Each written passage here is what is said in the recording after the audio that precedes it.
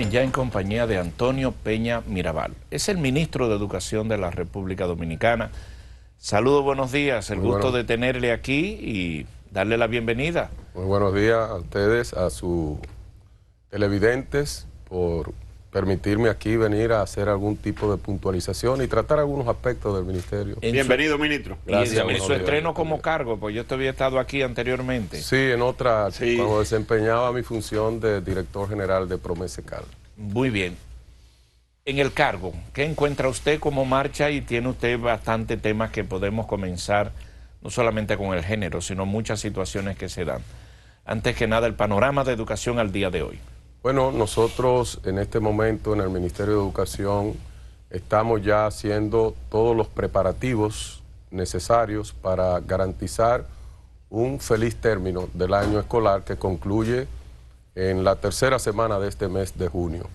Entonces ya se están, vamos a decir, preparando los muchachos y las muchachas para ir a las pruebas, donde serán los que van a pruebas para poder entonces ser promovidos a los grados subsiguientes. Entonces estamos en esa tarea garantizando de que eso ocurra con el éxito con que debe de ocurrir. ¿Cómo estuvo la eficiencia en el año, ministro? Pues que a nivel, digamos, ya estamos en un punto de poder evaluar horas de clase por nivel, por estudiante. ¿Hasta qué punto se cumplieron los programas? Ahí todavía es muy general, muy particular en regiones específicas. Es decir, nosotros tenemos en provincias, en regionales, nosotros estamos divididos por 18 regionales. Hay regionales donde la optimización del tiempo en impartir docencia es muy efectivo, mientras que otras son muy inefectivas. Entonces, nosotros estamos esperando la conclusión del año escolar para poder rendir un informe a la sociedad y poder decir, bueno, en tal regional que representa las provincias tales y tales, el rendimiento hora estudiante durante la jornada del año escolar fue de tanto por día. Entonces, ahí tenemos todo un tema, ¿verdad?, que nosotros los estamos abordando en el Ministerio de Educación. ¿Se pudiera decir preliminarmente que uno de los principales motivos para limitar la eficiencia del tiempo en el aula es la situación laboral de los maestros? En algunos regionales hubo o no dificultades con la paz laboral. En muchos lugares esa es la razón, en otros no. En otros es que se pierde tiempo, incluso hasta el mismo ministerio le quita tiempo con talleres, seminarios y una serie de actividades que saca a los maestros de su horario normal. Pero lo fundamental es que logremos entre todos, maestros y ministerio, poder atacar esa parte, porque es uno de los flagelos con que cuenta nuestro sistema educativo hoy día. O sea, no es un secreto para nadie de que cada vez que se produce una huelga de maestros en una regional, en un distrito o en algún grupo de centros escolares, se le está quitando la oportunidad a los niños y niñas de nuestro país a poder contar con las horas de clases necesarias para poder aprender las competencias que le estamos enseñando. ¿Tiene usted en sus manos el tema de la seguridad de las escuelas? Sí. Pero en términos generales, usted que plantea que le quedan 3 semanas, ¿se puede catalogar que vamos a cerrar un año relativamente estable? ¿O algunas cosas porque usted pudiera corregir en estos 3 meses, en estas semanas que quedan? Y lo otro es el tema de la seguridad de los estudiantes, sí, que cada día debe preocupar más por lo que sale, peleas entre ellos. ¿Qué le preocupa? Mira, ¿qué hace usted sobre esto? Yo creo que en sentido general, en un año escolar donde ha habido un cambio de ministro prácticamente a mitad del periodo del año escolar, para todo lo que ha ocurrido, yo creo que estamos terminando de manera estable el año escolar. El tema de la seguridad en las escuelas nuestras es un tema que lo vengo tratando con los equipos internos que manejan la situación. Es un tema que no es ajeno al ministerio, en el sentido de que no es exclusivo. A las escuelas va lo que es la sociedad. O sea, si en la sociedad estamos experimentando una serie de situaciones de violencia, ¿verdad? Pues eso se refleja en la escuela. En la escuela lo que nosotros tratamos con una serie de actividades, de talleres, de seminarios que impartimos con nuestros docentes para que ellos a su vez lo pongan en ejercicio en las aulas, es tratar de amortiguar esa situación, tratar de ver cómo nosotros podemos no erradicar definitivamente, pero sí que el impacto sea lo menos posible. Y en ese sentido yo he dicho que los directores de centro juegan un papel importante y que se ha descuidado la supervisión en nuestros centros educativos. Porque, por ejemplo, yo vi en una escuela de Santiago que una manera muy peculiar de los muchachos terminar el año escolar fue en un aula de ese centro, agarraron y destruyeron la mayoría de las butacas. Ay, qué lindo. Entonces, yo digo y pregunto, ¿dónde estaba el director de ese centro que permitió esa conducta de esos muchachos? ¿Y las sanciones, ministro? Porque también aquí hay una, no las maldiciones que ha pasado con el mundo, este elemento que a los muchachos no se les puede sancionar, de no una pela, y yo mire que yo agradezco cada pela que me dieron, hasta que el muchacho no se lo puede separar de la escuela. Sí, nosotros es un derecho humano que tiene ahora. En ese y otros casos de centros donde se han significado desórdenes de esa naturaleza, lo cual yo censuro de manera enérgica, porque yo creo que hay otras maneras de cómo tú terminar felizmente un año escolar. Cuando yo era estudiante de bachillerato, yo recuerdo que la camisa mía, todo el mundo, todos mis compañeros de trabajo, la firmaron, mis compañeros de aula. También, eso es lo que hacemos, firmar la firmaron y eso reposa como un recuerdo de ese año escolar. Ahora esa modalidad nosotros la sancionamos o la criticamos y hacemos un llamado a todos los directores de centro. Entonces, nosotros designamos una comisión integrada por la viceministra Denia Burgos, que es la encargada del Viceministerio de Asuntos Técnicos Pedagógicos, por la directora de Psicología del Ministerio de Educación, para que investiguen los hechos. Entonces, ellos que manejan el tema nos recomendarán a nosotros para tomar las sanciones del lugar. Sí, pues con todo respeto, tiene que haber ministro, sanciones. Con todo el respeto, una cosa el director, el supervisor, es verdad, hubo un fallo, pero la responsabilidad es individual. Claro. Y si los muchachos, eso también a los muchachos hay que enseñárselo. No, claro. En el aula y en la vida. Estoy totalmente de acuerdo y en base a eso, Oscar, que usted plantea, yo le solicité y ella fue con mucho agrado a mi despacho a la procuradora de niños, niñas y adolescentes, la magistrada Olga Dina. Y ella está contexte con el tema de que hay que producir sanciones a los niños y adolescentes que produzcan actos de violencia. Y ya conjuntamente con ella hemos logrado algunas medidas de coerción a niños y adolescentes que se han producido medidas de coerción. Entonces cada día seremos enérgicos en ese tema, porque de alguna manera u otra, si en el hogar no se los disciplina, bueno, en la escuela tenemos que dar algún tipo de demostración de que es un tema que nos preocupa y que no lo dejaremos pasar por alto. Ministro, hay mucha queja, reiterada queja de el contenido de la tanda extendida, que se pierde mucho tiempo, que no se han llenado las expectativas didácticas con ese plan. ¿Qué usted ha pensado para el próximo año escolar para cubrir esa falta? Sí, mire, la jornada escolar extendida yo la describo como un proceso que está en construcción en este momento. La jornada escolar extendida apenas comenzó en el año 2013, es decir, que tiene 6 años. Si lo vemos en términos cronológicos, es un niño que está empezando a crecer. Es un proceso que implica muchísimas cosas. Nada más no es el tema didáctico, lo de la jornada escolar extendida. La jornada escolar extendida significa tener presente en las escuelas todos los días 4 millones de raciones alimenticias, entre el desayuno, el almuerzo y la merienda. Y eso implica todo un esfuerzo extraordinario por parte del Ministerio de Educación.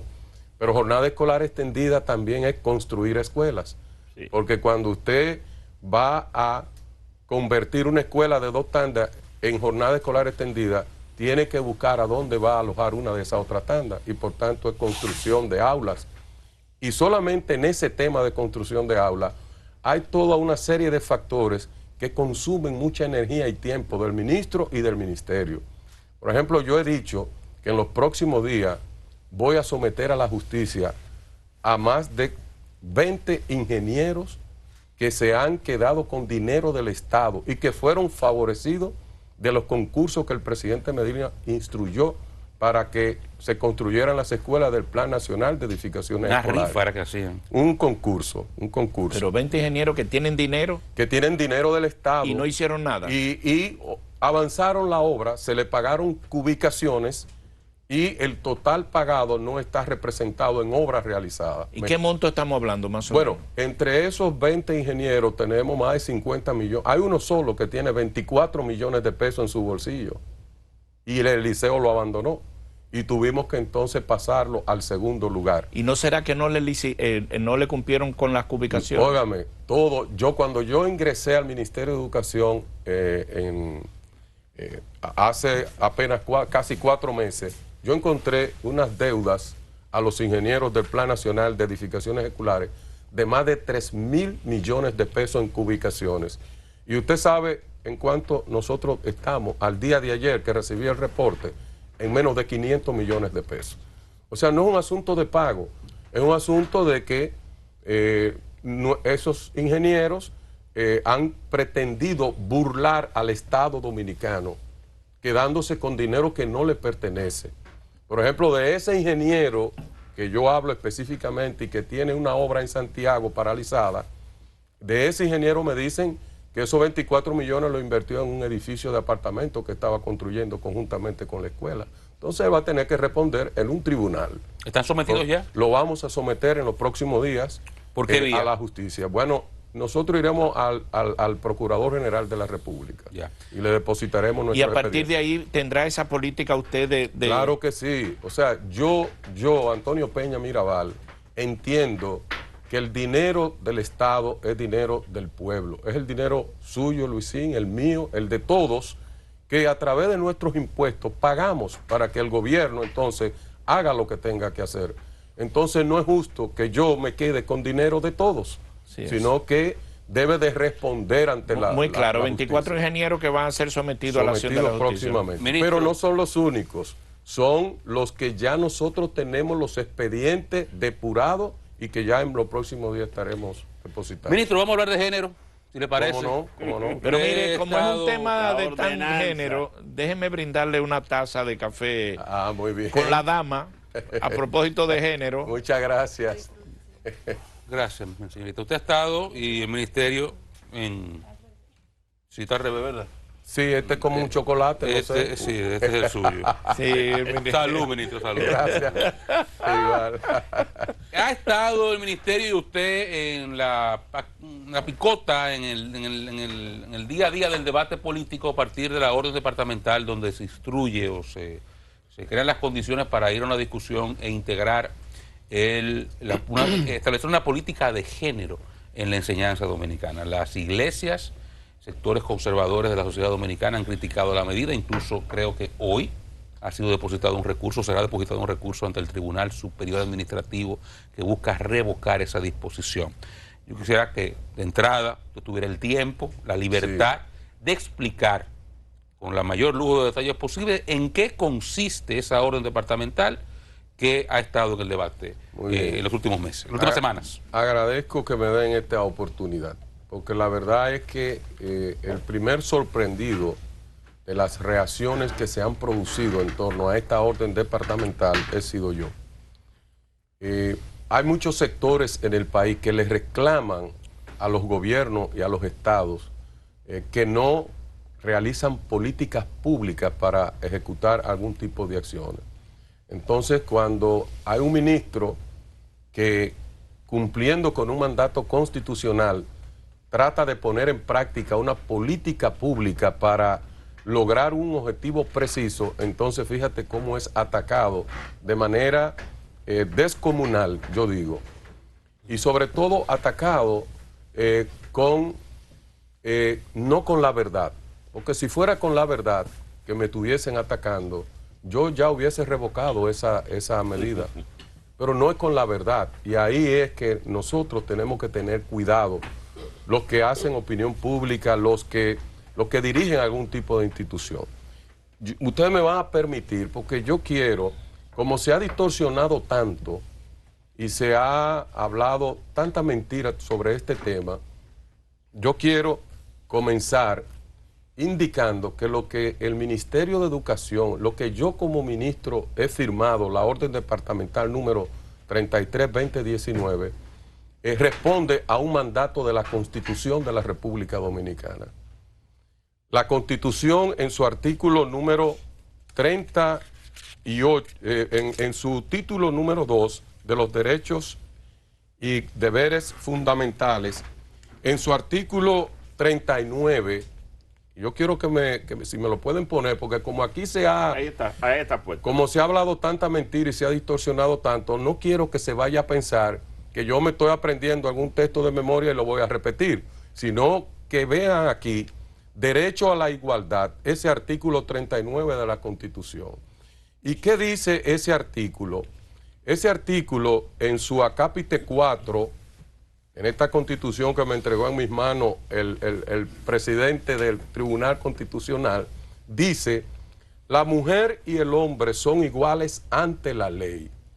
Se prohíbe cualquier acto que tenga como objetivo o resultado menoscabar o anular el reconocimiento, goce o ejercicio en condiciones de igualdad. Oigan eso, se prohíbe la Constitución de los derechos fundamentales de mujeres y hombres.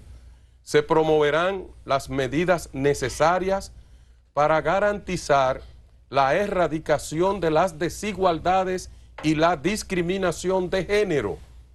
O sea, eso no me lo estoy inventando yo, eso lo dice la Constitución, que se prohíbe cualquier práctica, ¿verdad?, que tienda a impedir la igualdad entre hombres y mujeres.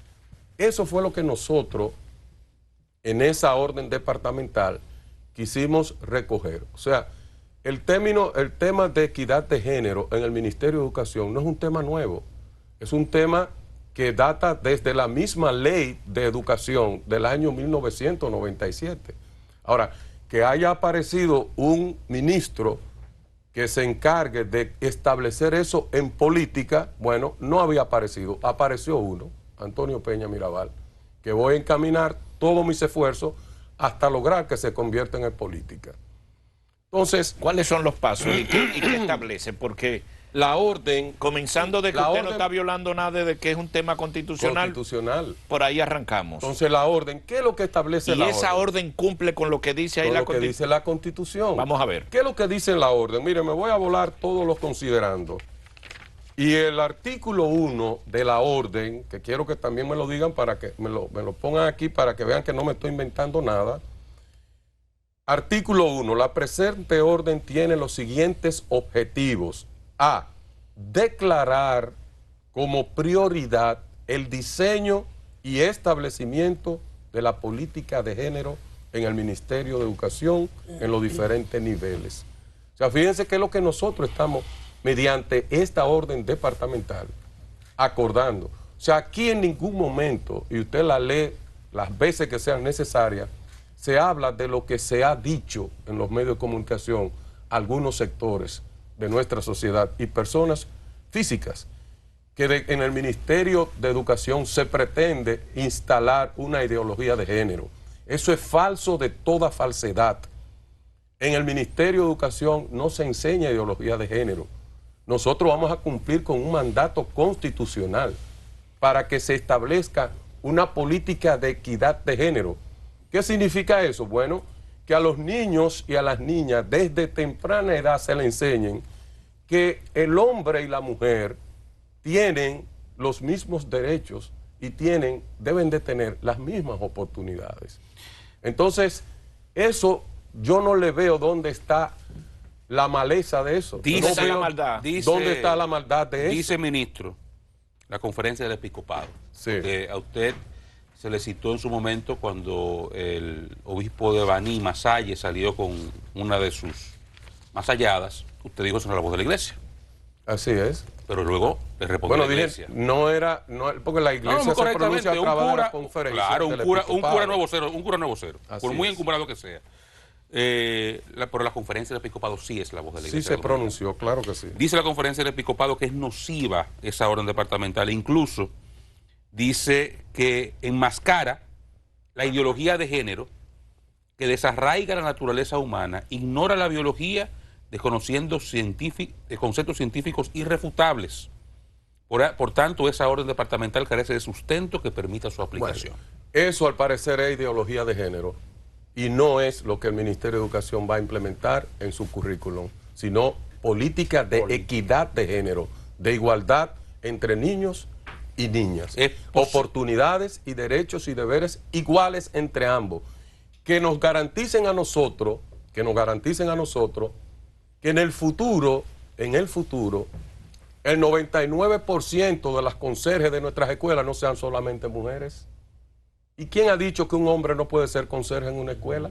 O que el 99% de los porteros de las escuelas no tengan que ser nada más hombres. ¿Y por qué una mujer no puede ser portera en una de las escuelas? Entonces, esa inequidad de género es lo que nosotros pretendemos eliminar con la implementación de esta política de género. Una política de género que no es un invento. Yo quería preguntarle eso ahí. ¿Eso se lo sacó usted de un brazo, de aquí, de un saco? No. Está en la Constitución de la República. La Constitución. No, pero el desarrollo, la orden, ¿alguna vez se trató o usted lo...? No. La orden es simplemente, yo designo una directora de equidad de género, de la Dirección de Equidad de Género. ¿Y ella lo trabajó? Y ella me plantea, mire, ministro, esto está en la Constitución, esto está en la Ley de Educación, esto está en la Ley de Estrategia Nacional de Desarrollo, está en la mayoría de los acuerdos internacionales que el país es signatario con organismos internacionales. Entonces, es una política y tenemos que desarrollarla. Vi alguna declaración, también está en eso que usted tiene en la Entonces, mano. miren lo siguiente, algo sumamente... Ministro, ¿usted tiene intención de convocar a la jerarquía de la iglesia? Sí, voy a hablar más adelante sobre ese tema. Mire, y algo muy curioso, esa reacción, Oscar, que usted trae a colación de la conferencia del episcopado, porque nosotros no podemos jugar a la pérdida de la memoria, y sobre todo instituciones y personas que están destinadas a jugar un rol de concienciación de la sociedad en la República Dominicana. Yo tengo en mis manos lo que es el Pacto Nacional para la Reforma Educativa. Este pacto, ustedes recuerdan... Es el famoso Pacto por la Educación. El Pacto por la Educación. Ese pacto se firmó... Dígame el año. En el 1 de abril del año 2014. Correcto. Y está elaborado como una estrategia nacional para que culmine en el año 2030. El único pacto que se ha firmado de los tres que manda la Estrategia Nacional de Desarrollo. Ese pacto, si ustedes recuerdan... Se discutió en el Consejo Económico y Social durante años. Y fue firmado por toda la sociedad dominicana. Un pacto, un acuerdo, cuando es un proyecto cualquiera, cuando es de tan largo plazo, este es del 14 al 30, 16 años. Es un proyecto a largo plazo. Cuando tú haces un proyecto a largo plazo, tú estableces una visión del proyecto. Es decir, tú dices cómo yo me quiero ver al finalizar este proyecto que voy a ejecutar o cuáles son mis resultados que yo espero. ¿Y qué dice el Pacto por la Educación firmada por todos los sectores de la sociedad dominicana el 1 de abril? En su visión, que está en el artículo 2.1, sobre la visión compartida de la educación dominicana. ¿Qué dice el pacto? Voy a leer. La educación es un derecho y un bien público de acceso universal y con equidad, orientada a construir ciudadanía plena mediante la formación integral de personas conscientes de sus derechos y sus deberes, respetuosas de los principios y valores constitucionales, personas autónomas, solidarias, éticas y socialmente responsables, comprometidas con la igualdad y equidad de género. Eso lo dice el Pacto por la Educación. No se lo inventó Antonio Peña Mirabal. Está buena la vista que usted le da chiquito. O sea, fíjense cómo en el Pacto por la Educación... Me muero por saber si la Iglesia Católica suscribió. Bueno, claro, entonces, firmó el eso. Pacto por la Educación... ¿Quién preside el Consejo Económico y Social? El Monseñor Agripino Núñez Collado. Entonces, ¿quiénes firmaron este pacto, señores? Me muero por ¿Quiénes saber firmaron? eso. Miren, de los partidos políticos de la época, solamente no lo firmaron dos partidos, el Popular Cristiano y el Dominicanos por el Cambio. Pero después aquí está Rafael Antumballe, Pelegrín Castillo, mírenlo ahí, de la Fuerza Nacional Progresista, firmando el Pacto por la Educación.